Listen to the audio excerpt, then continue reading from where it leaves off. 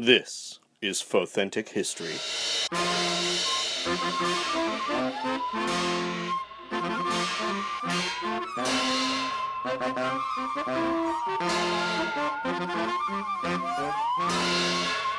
Hi, and welcome to the podcast. I'm Holly Fry. And I'm Brian Young.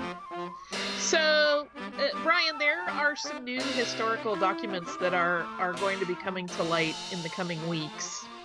And in preparation for those, and kind of to set the stage so that as people are digesting the information that those might contain, I want to make sure that we have a little groundwork laid. Indeed. I'm really excited. We've got some, we've had a little bit of a preview of those historical documents, and there's some really fascinating revelations in there. But I think the episode, that you've researched here is going to give people the best possible runway to understand the context of those of those documents. I hope so. So one of the most turbulent times in galactic politics was, of course, the Clone Wars. I feel like if you just ask someone what the most turbulent time was, that's probably what a lot of them would pop out with. Well, and some might say the whole Galactic Civil War thing. Also that, again, one of the most turbulent. Yeah, for sure. I almost never use a superlative because it's different depending on perspective. But during the Clone Wars, there was so much espionage and betrayal and manipulation that it's really easy, I think, to forget that at the center of all of this was the Galactic Senate, which was torn apart by ideology. And some senators were leaving to join the Confederacy of Independent Systems, while others were remaining with the Republic.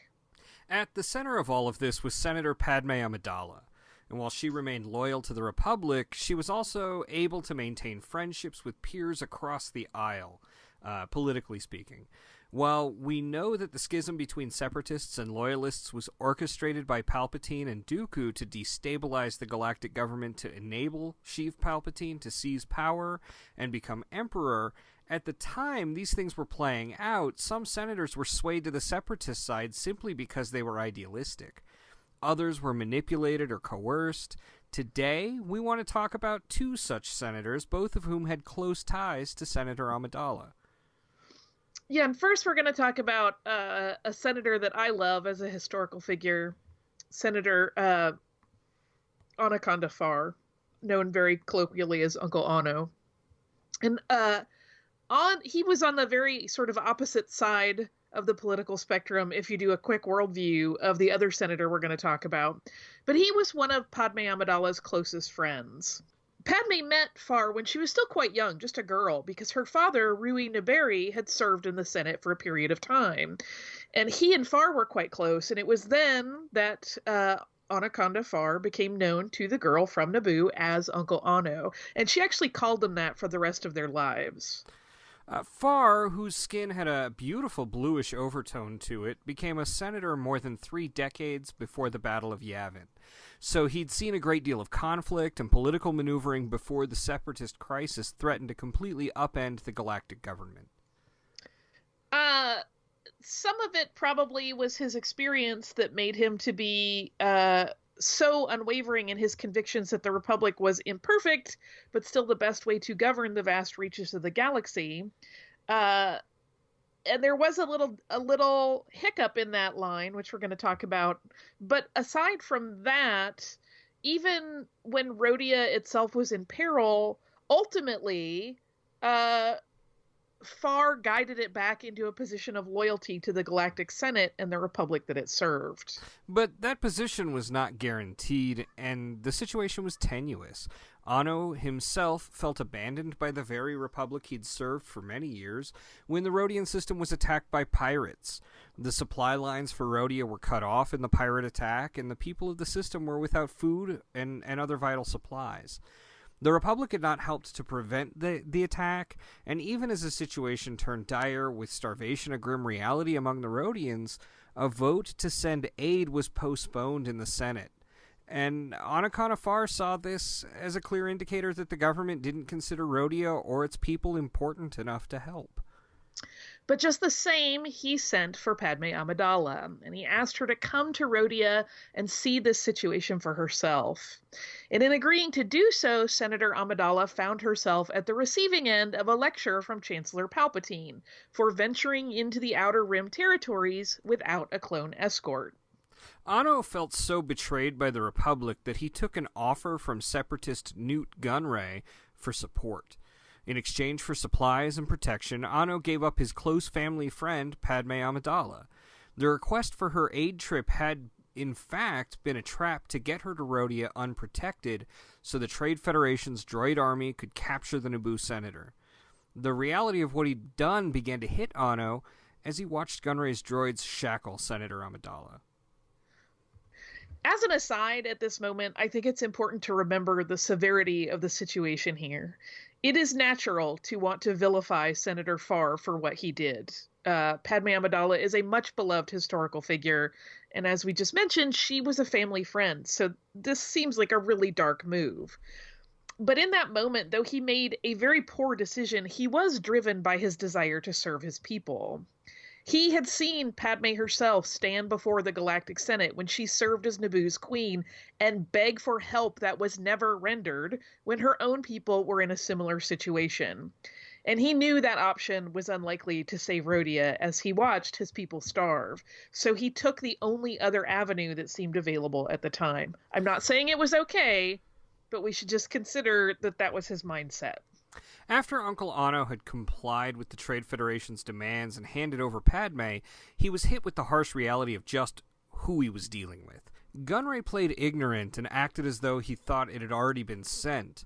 The Trade Federation viceroy then promised that he would review the matter after Senator Amidala had been executed. So to Onaconda Farr, this was a shock. He had believed that Padme was going to be a prisoner of war. And when he confronted Gunray on this issue and the disparity of what he thought versus what Gunray was doing, it was made entirely clear to him that Rhodia had no power or bargaining position in their relationship with the Separatists. When Anno begged for the Viceroy to reconsider his plan regarding Padme, he was told in no uncertain terms to stay out of it, and a firing squad was assembled to carry out the grim plan.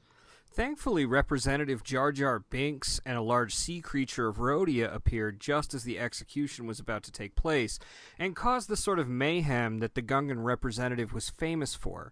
This not only saved Senator Amidala's life, but it turned the tables and put her in a position to take Newt Gunray into custody at gunpoint.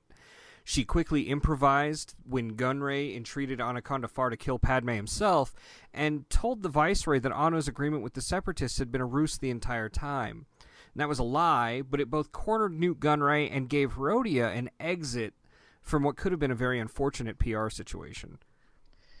Yeah, if it had gotten out that this had all happened and Farr had legitimately been making a deal with the Separatists, it would have been really, really terrible. But because of the efforts of both Representative Jar Jar Binks and C-3PO, the droid that had also been on the mission with them, the clone army received a message about Gunray's treachery. And Supreme Chancellor Palpatine, I kind of left out a thing here. The clone army received a message about Gunray's treachery, and they were able to arrive and assist in taking Gunray into custody. And Supreme Chancellor Palpatine sent the supplies and food that Rhodia so desperately needed, bypassing the need for a vote, because it was so obvious that this was a desperate moment. And in this moment, which really could have created a serious rift in the relationship between Naboo and Rhodia, because of what had happened between Padme and Farr, Padme had actually reached out to this man. She understood his position, and this actually ensured both alliance and trust between them. There were times when Anno paid dearly for his alliance to the Republic. A group of bounty hunters led by Cad Bane and including Aurra Sing infiltrated the Senate building and took a group of senators hostage. At one point, one of those senators was Onaconda Farr. The willingness of Cad Bane and his crew to go to any length to get what they wanted was made apparent immediately when the Grand Senator Philo attempted to stand up to them by leaving. And that senator was immediately shot in the back as the rest of the hostage, as the rest of the senators that were being held hostage, including Farr and Padme Amidala, looked on. Bane's next move was to send a message to Chancellor Palpatine and tell him that he had the senators as hostages and that he would exchange them for the freedom of Zero the Hutt. And Bane's team next killed all the power in the building to prove that they controlled the building's central control system, which they then used to lock down the building and cut off all communication to the outside world. As Jedi Knight Anakin Skywalker, who had been there in the building with them, worked to dismantle the bounty hunter crew one by one, Bane demanded that Palpatine prepare a pardon disc for Zero, and then Senator Orn Free-Taa was used as collateral in the trade for the Hutt. Cad Bane also wired the Senate building to explode if anyone tried to capture him. And in fact, even after he got what he wanted, Bane triggered the explosive devices, but Jedi Knight Skywalker had managed to get the senators away from the danger before those explosives went off. Just the same, it was one of several times when Onaconda Farr found himself in serious peril because of his political position within the Galactic Senate. And Onaconda Farr had worked very, very hard alongside Padme Amidala to try to rally senators to the cause of cutting military spending rather than escalating clone trooper production. And he was persuasive with a lot of his colleagues. To promote this cause, Senator Amidala gave a rousing speech in the Senate chamber, after which her senatorial allies joined her for a celebratory drink. And during that gathering, Senator Halle Bertoni of Camino arrived uninvited and accused the group of being involved in a separatist conspiracy. Senator Farr stood up to Bertoni and deftly escorted her out of the meeting. It was the last thing he did. After toasting the success that their work seemed to be having, Farr cried out that his heart was troubling him and he couldn't breathe. He collapsed to the floor and died. And while it was initially assumed that Farr had simply died of heart trouble, an investigation into his death revealed a poisonous compound in his drink, and it was determined that he was murdered. As the investigation unspooled and it appeared that Senator Bertoni was the killer, Padme Amidala actually realized, to her own shock, that Farr's aide and fellow Rhodian Lolo Purs had killed her mentor. Purs confessed that she had never forgiven Farr for bringing war to Rhodia through his dealing with the Separatists, and that was her motivation for killing him. Padme was able to disarm Purs, who was then taken into custody. As one last indignity, Farr's bill to cease the production of clone troopers failed in the Senate. Yeah, they had had such high hopes for that, but it just did not come through. We are going to shift now to another colleague of Padme Amidala's, Mina Bonteri. And Bonteri was a senator in the Galactic Senate who represented her homeworld of Onderon. And while she was part of that governing body, she also served as a mentor to young Padme Amidala. As the conflict in the Senate escalated to the point that many politicians felt compelled to unite under the banner of the Confederacy of Independent Systems, known more commonly as the Separatists, Bonteri was among those who found themselves at odds with the Galactic Senate. As the fracture in galactic politics developed into full-scale military conflict with the Clone Wars, Bonteri was personally impacted by it. Her husband had been dispatched to Argonar to set up a base for the Separatist government, but Argonar was attacked by the Republic's clone army, and he was killed in the battle.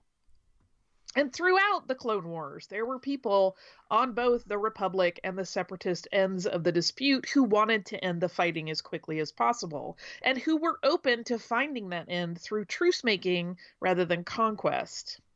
Out of frustration at the lack of support to pursue a plan of negotiation with the Separatists to end the conflict in the galaxy, and facing a Senate vote that would escalate the war, Naboo Senator Padme Amidala, who we have spoken of many times on the show before today, and is worthy of a great deal of discussion in her own right, sought out a Separatist that she had a personal connection to, that being Mina Bonteri. Senator Amidala had tried to convince Jedi Anakin Skywalker, to whom she was secretly married, to intercede by speaking to the Jedi Council about a peaceful resolution of the war.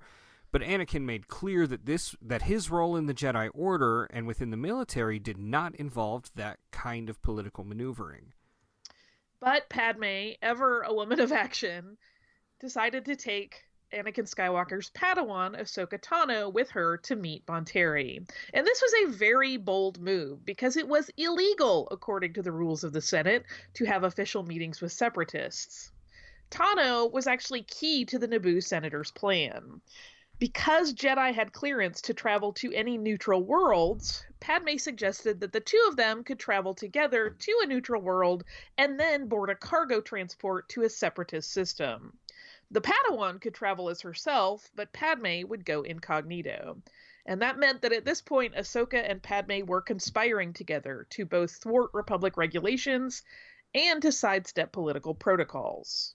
Using this plan, the two women were able to make their way to Raxus, where Bonteri was living, having moved there once she joined the Confederacy of Independent Systems. The Separatists had chosen the Raxus city of Raxalon as their capital, and as a member of the Separatist Senate, it made sense for Bonteri to relocate there. Yeah, that's where they were doing all of their political business. So, while Padme and Mina were on opposing sides of the debate that had gripped the entire galaxy, they were still really similarly minded in just wanting to do what was best for the greater good. And when they met on Raxus and started to discuss the situation in the Galactic Senate, it became clear that the Separatist Senate was dealing with very similar issues in terms of deciding whether to vote to augment military action. What's interesting here is that in this discussion, the two women vastly disagreed in their assessment of Count Dooku. Padme saw him entirely as evil. Mina Bonteri viewed him as a strong political leader and a man to be admired for his work. Yeah, I guess that all depends greatly on your own point of view. Well, and particularly as we mentioned at the top of all this, like there was a lot of manipulation going on, so she was only seeing that part of him. Yeah. So during the discussion, Senator Amidala pitched the idea that if Bonteri could convince at least some of the politicians on her side of the war to reach out to the Galactic Republic and make clear that they too only wanted a peaceful resolution, that such a gesture would be welcomed and could foster an end to the war. A peaceful end, no less. Bonteri agreed to introduce the motion on the floor of the Separatist Senate, and the two friends and former colleagues toasted the possibility of finding a way out of the galaxy's ongoing political strife.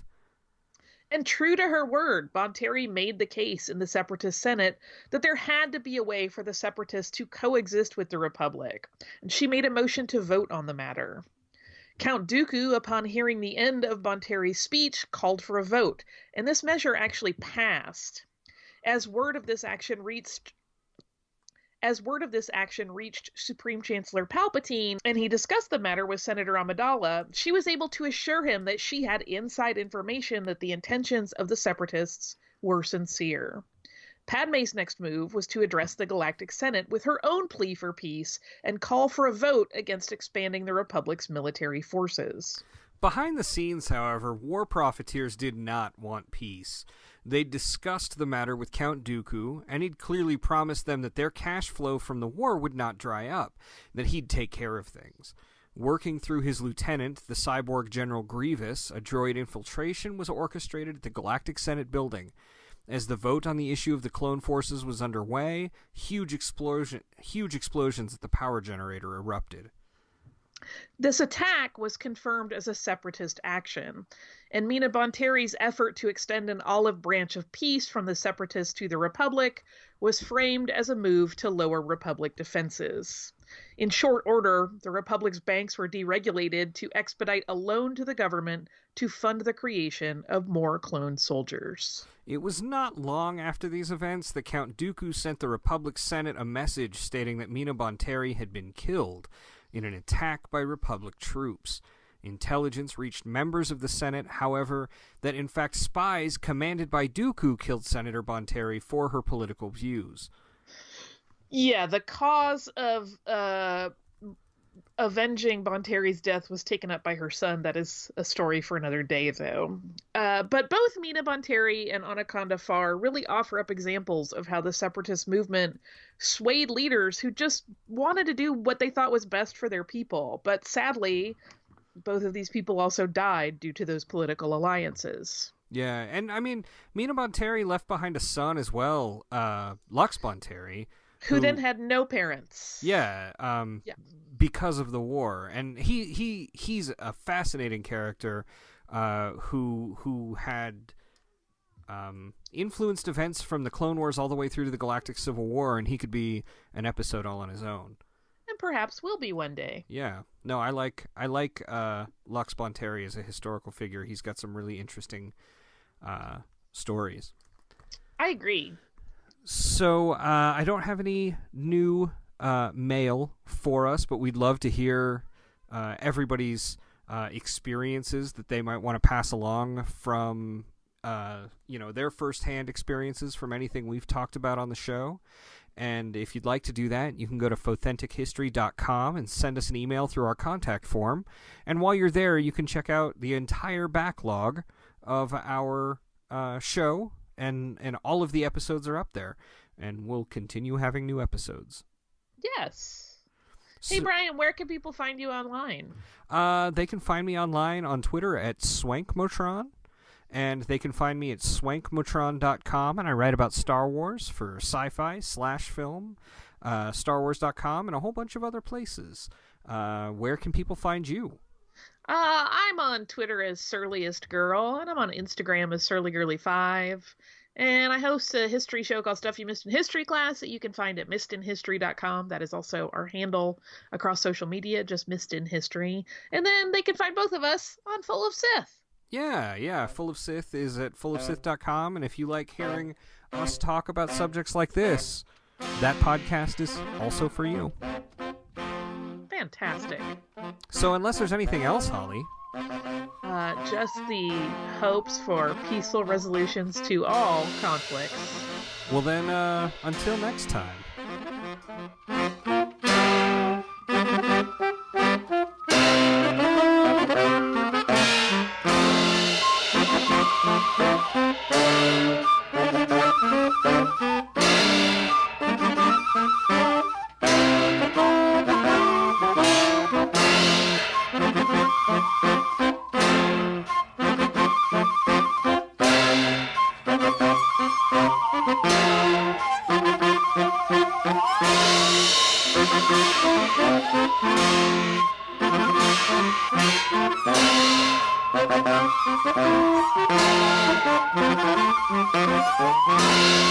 Thank you.